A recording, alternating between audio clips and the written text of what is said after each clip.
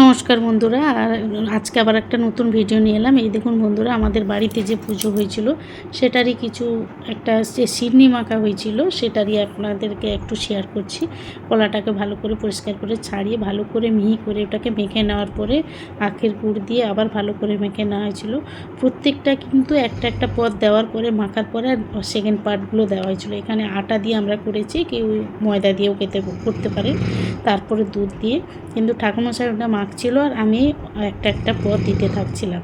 একটা দেওয়ার পরে মাখা কমপ্লিট হলে আবার একটা দেওয়া হচ্ছে, আবার একটা মাখা কমপ্লিট হলে এইভাবে দেওয়া হচ্ছে। ওই দুধ দিলাম, আবার আটা দেওয়া হচ্ছে। আমি এখানে 1 কিলো 250 পরিমাপ করেছিলাম, তাই প্রত্যেকটা জিনিস কিন্তু 1 কিলো 250 করে পরিমাপ দেওয়া হচ্ছে। এটা আদা কুচনো দেওয়া হলো, এখানে কাজু বাদামগুলো আমি ভালো করে কুচিয়ে নিয়েছিলাম, আর এখানে খোয়া ক্ষীরটা ভালো করে গ্রেট করেই দিয়ে দিলাম।